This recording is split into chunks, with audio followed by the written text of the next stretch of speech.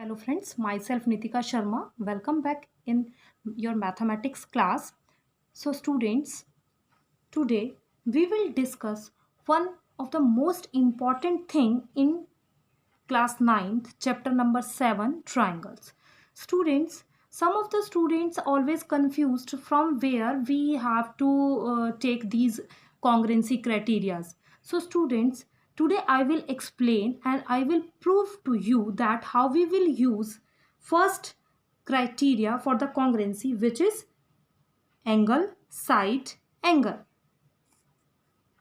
Most of the time student always learn this as a theorem and they do not know the proof of the theorem. So today we will learn how we will prove angle side angle congruence rule. So students, for more videos, first of all you have to subscribe our YouTube channel and like and share all these videos. So student, start today's class. Theorem 7.1 from 9th class NCERT, chapter number 7. First is ASA congruence rule. First of all, we have to learn the statement of ASA congruence rule. Two triangles are congruent if only two angles and the included side of one triangle are equal to the angles and the included side of the other triangle. So students, you can write the statement in the another way also, like two triangles are congruent if two angles and the included side of one triangle are equal to the corresponding parts of the another triangle. Because corresponding parts is the most important thing in this theorem or in this chapter, because we can't change the corresponding parts. If we are talking about the vertex A in first triangle, then definitely we have to take vertex T from the another triangle. We can't take another vertex, because I am talking about a triangle ABC and DEF. So the first vertex is coincide with the first vertex. We can't take any another second or third vertex. This is we called corresponding. So what is the statement? Two triangles are congruent if two angles and the included side of one triangle are equal to corresponding parts of other triangle. So start with your proof.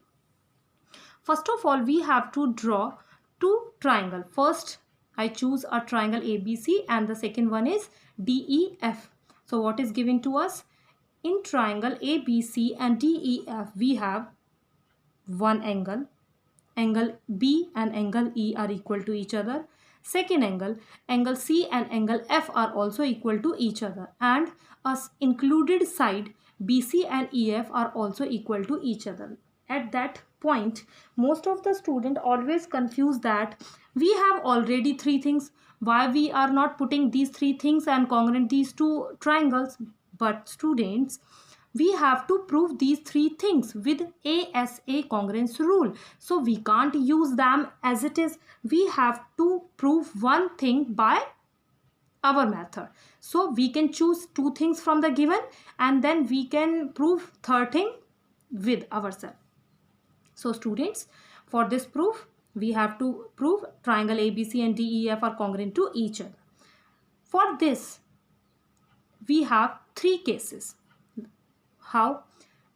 Because I already told you that we have to take one thing by ourselves. So student, I choose that AB is equal to DE. Let AB is equal to DE. But how it is possible? How can I say they both are equal to each other? It is also possible that AB is greater than DE, and it is also possible that DE is greater than AB. So we will discuss all three cases in the case of theorem 7.1 ASA. Case first, let AB is equal to DE. In both the triangles, we have AB is equals to DE by assumed. Remember one thing, you have to give reason each and every step in geometry chapter. Without reason, your question is not complete. AB is equals to DE, assumed. Angle B and angle E are equal to each other, given. BC is equals to EF are equal to each other, given. So students, with these three elements, so that by SAS rule we have both the triangles are congruent. Case second, let AB is greater than DE. Let AB is greater than DE. For this case, First of all, again I draw two diagrams, A, B, C and D, E, F. In A, B, C and D, E, F, AB is greater than DE. But for the congruency, we need element in which all the corresponding parts are equal to each other. So we will draw a point, we can take a point P on AB such that PB is equal to DE, because this is greater than na. So we cut that greater part and now PB is equal to DE. Now in triangle PBC and DEF, PB is equal to DE, angle B is equal to angle E. PB is equal to DE by construction, angle B is equals to angle E given, BC is equals to EF given. So that by SAS congruence rule, we have triangle PBC and triangle DEF are congruent to each other. Students, if these two triangles are congruent to each other, if triangle PBC and DEF are congruent to each other, then definitely their corresponding parts are also equal to each other by CPCT. So angle 1 and angle F are also equal to each other by CPCT. But angle C and angle F are equal to each other, it is given. How it is possible that angle C is also equal to F and a part of C is also equal to F? It is not possible. It is only possible when this P is not any another point. It is a point on a point A and it is coincide with A. So students, how we will write this? But angle 1 is equals to angle F by CPCT. Angle F is equal to angle C by given condition from the equation first and 2. 1 is equal to C. It is only possible when P is coincide with A, B is equals to ED, and these two triangles, the complete triangle, triangle ABC and DEF are also equal to each other.